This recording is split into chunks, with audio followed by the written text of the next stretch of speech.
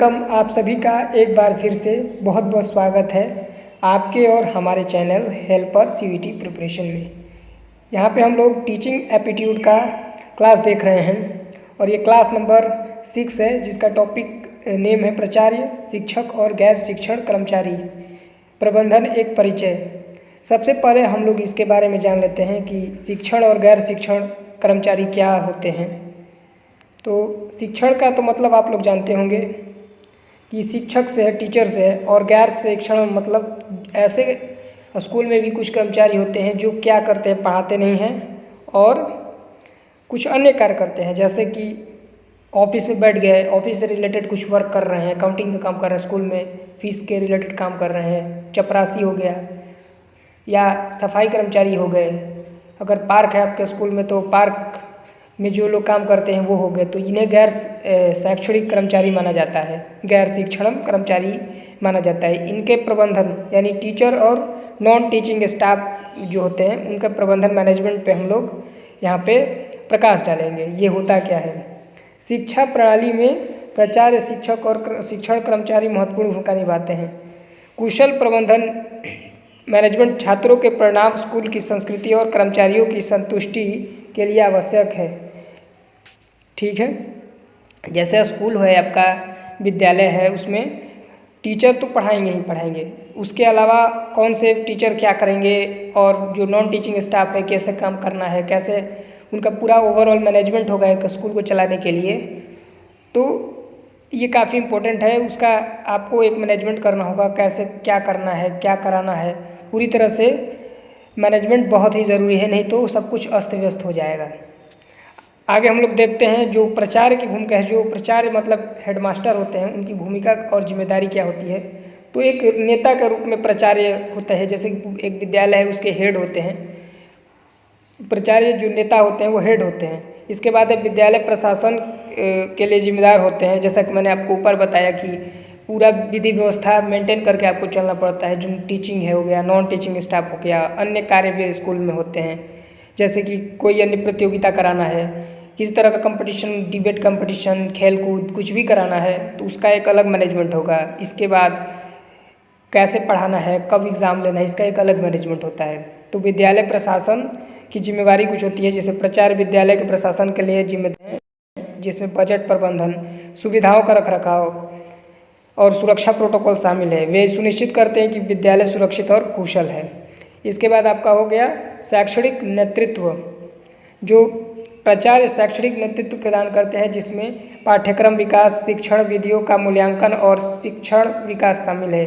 वे ये सुनिश्चित करते हैं कि छात्रों को उच्च गुणवत्ता वाली शिक्षा मिले। तो ये 3 पॉइंट में मैंने बताया कि जो प्राचार्य होते हैं, जो हेडमास्टर होते हैं, उनकी मुख्य भूमिका क्या क्या है। एक नेता के रूप में कार्य, जो कि स्कूल के हेड होते हैं। उसके बाद विद्यालय प्रशासन की पूरी जिम्मेदारी, जैसे प्रबंधन, इकोनॉमिकल प्रबंधन जो हो गया, सुविधाओं का रखरखाव और सुरक्षा प्रोटोकॉल, ये सब आदि शामिल है। उसके बाद शैक्षणिक नेतृत्व।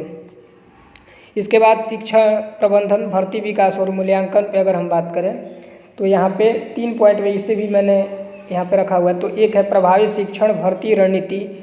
अब आपकी जो स्कूल है उसमें किस प्रकार से जो है टीचर को भर्ती करना है, उनसे कैसे लाभ लेना है, कितना वेतन देना है और बाकी चीज़ें से क्या होता है, सकारात्मक कार्य वातावरण आपको बनाना पड़ता है। इसके बाद है व्यावसायिक विकास के अवसर।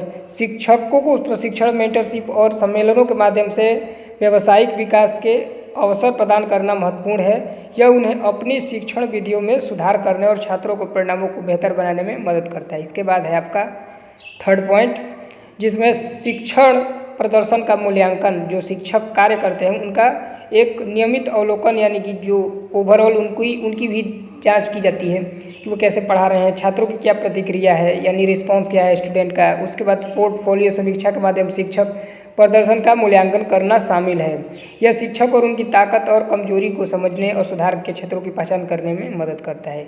इसके बाद गैर शिक्षण कर्मचारी, जैसे कि मैंने आपको ऊपर बताया कि कुछ ऐसे भी कर्मचारी होते हैं, जैसे कोई लाइब्रेरी में काम करता है वो भी एक कर्मचारी है, या फिर कंप्यूटर स्टाफ है उसका भी एक अलग जिम्मेवारी है, तो वो नॉन टीचिंग स्टाफ में आते हैं। वैसे तो वो टीचर बहुत सारे प्रकार के होते हैं, कोई किसी विषय का होता है, तो वो सभी शिक्षण कार्य से जुड़े होते हैं, यानी कि टीचर होते हैं। और जो जैसे चपरासी हो गया, ये सब हो गए, ये नॉन टीचिंग स्टाफ में आते हैं, इन्हें आप टीचिंग स्टाफ की भूमिका में नहीं देख सकते। क्लर्क हो गया, वो नॉन टीचिंग स्टाफ में आता है।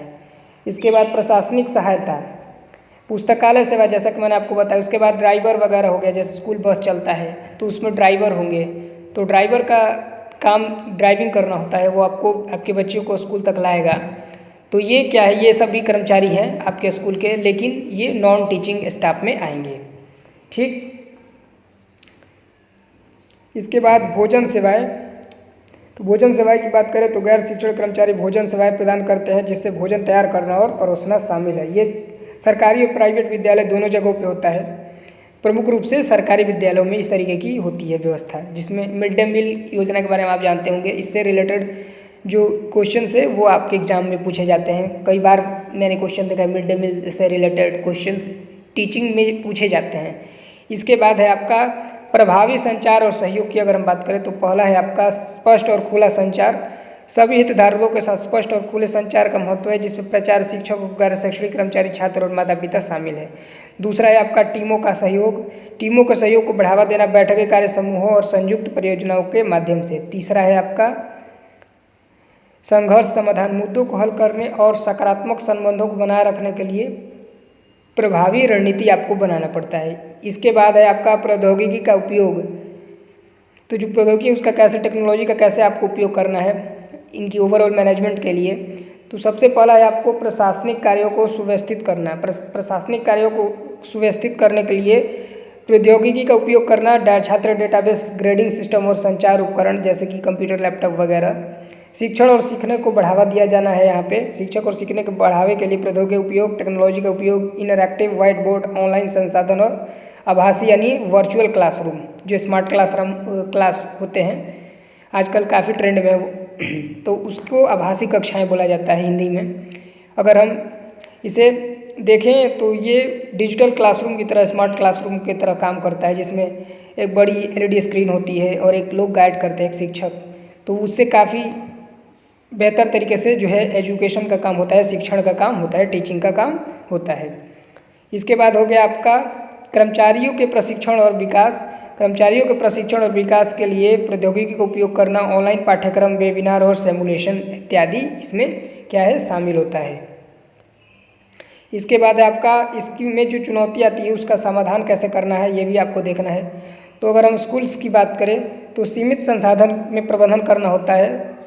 इसके बाद आपका कर्मचारियों के मनोबल को बनाए रखना पड़ता है, नहीं तो क्या होगा, कई सारे कर्मचारी आपको छोड़ के भाग भी सकते हैं अगर आप अच्छे से उनका ख्याल नहीं रखेंगे।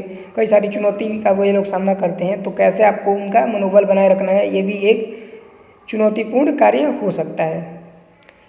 इसके बाद है आपका परिवर्तन का प्रबंधन। परिवर्तन का प्रबंधन करना एक चुनौती हो सकती है, लेकिन खुले संचार और लचीलेपन से इसे आसान बनाया जा सकता है। इसके बाद निष्कर्ष की अगर हम बात करें पूरा ओवरऑल की, गैर शैक्षणिक और शैक्षणिक कार्यों के निष्कर्ष की बात करें तो उत्कृष्टता और संस्कृति का निर्माण, इसमें हम लोग 4 पॉइंट में देखेंगे। तो इसमें सबसे पहला नंबर पे आता है कुशल प्रबंधन, दूसरा आता है आपका साझा दृष्टि, तीसरा है लक्ष्यों को बढ़ावा देना, जो जिसका लक्ष्य है उसे हम बढ़ावा देंगे। इसके बाद आगे आपका मूल्यों को बढ़ावा देना, नैतिक मूल्यों की यहाँ पे बात हो रही है, जो मॉरलिटी होती है उसकी बात हो रही है। तो आशा करता हूँ कि इस जो वीडियो में मैंने आपको क्लास प्रोवाइड कराई आप सभी के लिए काफ़ी हेल्पफुल रही होगी। चैनल को सब्सक्राइब करके रखिएगा। कोई भी NCERT ITP से रिलेटेड न्यू अपडेट आती है, एडमिशन से रिलेटेड, एग्ज़ाम डेट से रिलेटेड या किसी भी प्रकार का कोई भी अपडेट, तो इसी चैनल पे आपको सारी अपडेट मिलेगी।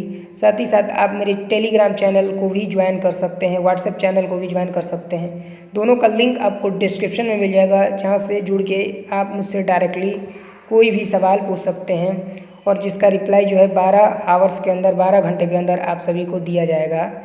तो आशा करता हूँ कि ये जो जानकारी है आप सभी के लिए काफ़ी हेल्पफुल रही होगी। इस वीडियो में बस इतना ही। Thank you for watching this video. Have a nice day.